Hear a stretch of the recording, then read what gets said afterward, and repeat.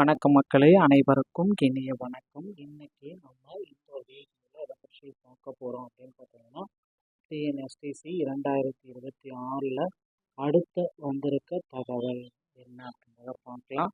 தமிழக அரசு போக்குவரத்து கழகத்தில் காலி பணியிடங்கள் டிரைவர் ஒரு 20,000 பேரும், கண்டக்டர் ஒரு 8,000 பேரும் எடுக்கிறதா தகவல் வந்திருக்கு.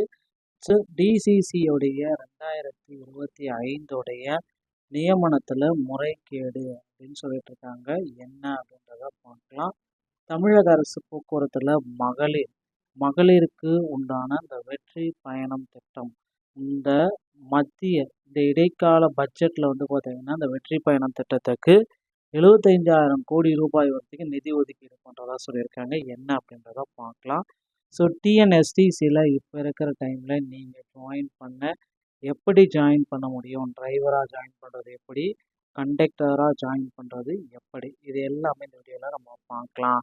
ஸோ நீங்கள் நம்முடைய சேனலை முதல் முறையாக பார்க்குறீங்க அப்படின்னா மறக்காமல் சப்ஸ்கிரைப் பெல்ல கிளிக் பண்ணி வச்சுக்கோங்க.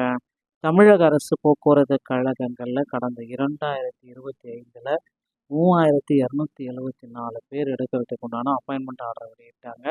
ஸோ அதில் பார்த்தீங்கன்னா பெண்டிங்லேயே 2,500 பேருக்கு மட்டும்தான் அப்பாயின்மெண்ட் ஆர்டர் கொடுத்துருக்காங்க.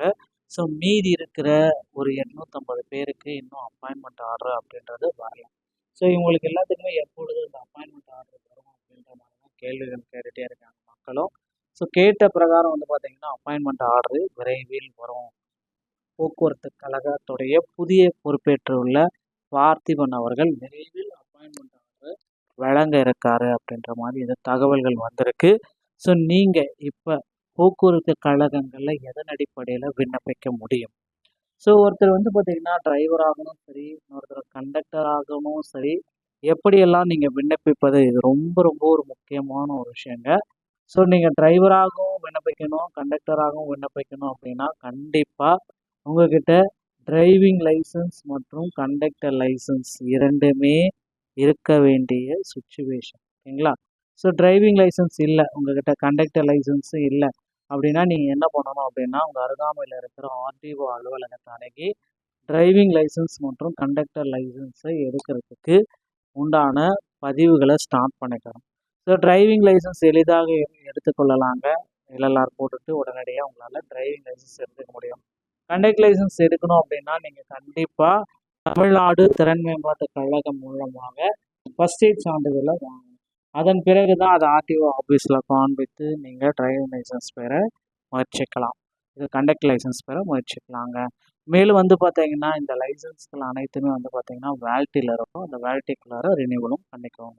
ஸோ போக்குவரத்து கழகங்களில் காலி பணியிடங்கள் அப்படின்னு நம்ம பார்க்குறப்ப டிரைவர் ஒரு 20,000 பேரும், கண்டக்டர் ஒரு 8,000 பேரும் எடுக்க போகிறதா தகவல்கள் வந்திருக்கு மக்களே.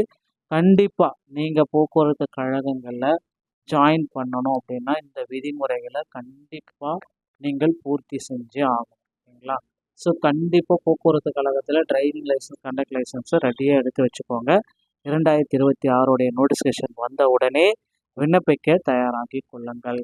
தமிழகத்தில் இடைக்கால பட்ஜெட் தாக்கல் இருக்காங்க. ஆகஸ்ட் 5 முதல் மகளிருக்கு உண்டான வெற்றி பயணம் திட்டத்தை முதல்வர் விஜய் அவர்கள் தொடங்கி வைக்கிறாருங்க.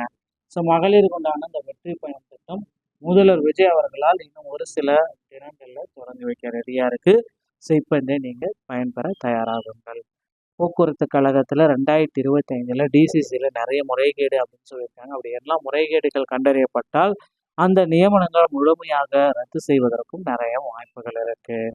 இந்த மாதிரி தகவல்களை நீங்கள் உடனுக்குடன் பெறணும் அப்படின்னு நீங்கள் நினைச்சிங்க அப்படின்னா நீங்கள் நம்முடைய சேனலோட இணைந்திருங்கள். மீண்டும் ஒரு நல்ல தகவலோட நான் உங்களை சந்திக்கிறேன். நன்றி, வணக்கம்.